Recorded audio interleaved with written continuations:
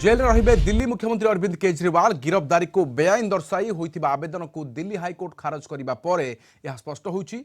मद दुर्नीति सहित जड़ित money laundering मामलें प्रवर्तन निर्देशालय ईडी द्वारा दिल्ली मुख्यमंत्री अरविंद केजरीवाल को गिरफ्तारी विरोध में दाखल होइतिबा आवेदन को अग्राह्य करिसेंति विचारपति जस्टिस स्वर्णकांत शर्मा। कोर्ट कहिसेंति जे एही आवेदन जामिन पाई होई नाही बरम आवेदनकारी गिरफ्तारी को बेआईन दर्शाइछंती। कोर्ट कहिसेंति जे तथ्य अनुसार केजरीवाल एही षड्यंत्र रे सामिल अछंती। साक्षी को संदेह करिबा कोर्ट उपरे संदेह करिबा परी मुख्यमंत्री कौन विशेष अधिकार नहीं। अनुसंधान एवं पचराउचरारू मुख्यमंत्री को छाड़ कराजिबो नाही।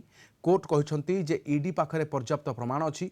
ईडी द्वारा संग्रहित तथ्य दर्शाउछि जे अरविंद केजरीवाल ए षड्यंत्र करथिले एवं अपराधर आय को उपयोग करबा तथ्य तथा लुचाइबारे सक्रिय रहिथिले। ईडीर जांचरू जहाँ जोगाड़ करिछि केजरीवाल आम आदमी पार्टी संयोजक भाव में यह मामलें व्यक्तिगत भाव में जड़ित थिले।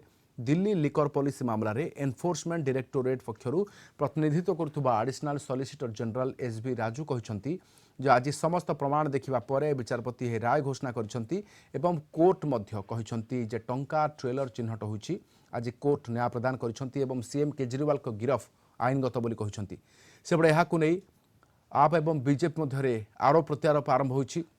आम आदमी पार्टी यहां देशर सबुठ बड़ राजनीतिक षड्यंत्र कहिछि।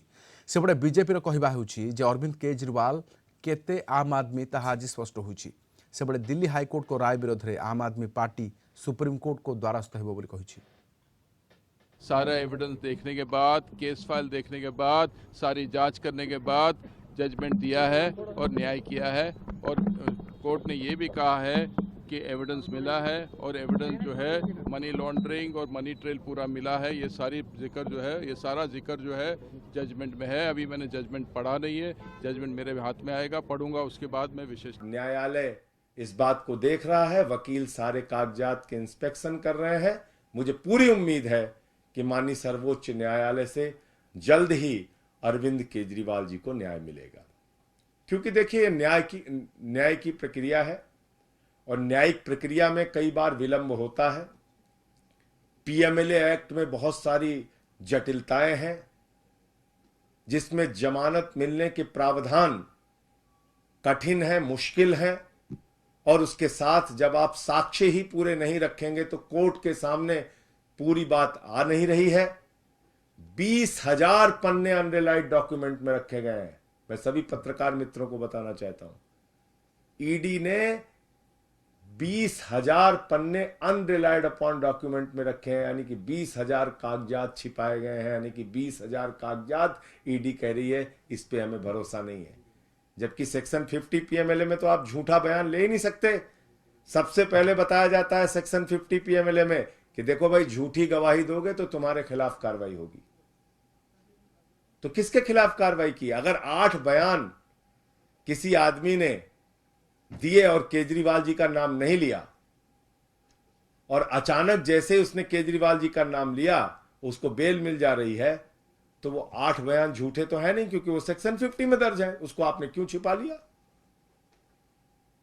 12 बयान शरद रेड्डी के होते हैं, और आप बताइए शरद रेड्डी 10 नवंबर को अरेस्ट हो रहा है और 15 नवंबर को बीजेपी को 5 करोड़ की रिश्वत दे रहा है, और अपनी गिरफ्तारी से लेकर रिहाई तक 55 करोड़ रुपए की रिश्वत बीजेपी को दे रहा है। उसकी जांच नहीं होगी। तो इसलिए हमें पूरी उम्मीद है कि माननीय सर्वोच्च न्यायालय के समक्ष जब सारे तथ्य, सारे सबूत, गवाहों के सारे बयान जो छिपाए गए हैं वो बयान भी, और उसकी सच्चाई जब माननीय सर्वोच्च न्यायालय के सामने आएगी तो अरविंद केजरीवाल जी को राहत मिलेगी। वो पूरी तरह से निर्दोष साबित होंगे और वो जल्द ही बाहर आएंगे, ये हमारा भरोसा है। आम आदमी पार्टी कहती थी कि चवन्नी नहीं मिली, तो गोवा में ट्रेल मिलने के भी साक्ष्य हैं। देखिए, वास्तविकता यह है कि साक्ष्य जांच एजेंसियां दे रही हैं और न्यायालय के समकक्ष हैं। इस पर किसी भी प्रकार की बयानबाजी करना मुझे लगता है सर्वथा अनुचित है। अब इसके बाद उनके कट्टर ईमानदार का किरदार पूरी तरीके से तार तार हो गया और रामलीला मैदान से इंडिया अगेंस्ट करप्शन की अन्ना क्रांति से शुरू हुई पार्टी आज के यानी केजरी करप्शन क्रांति में तब्दील होती हुई दिखाई पड़ रही है।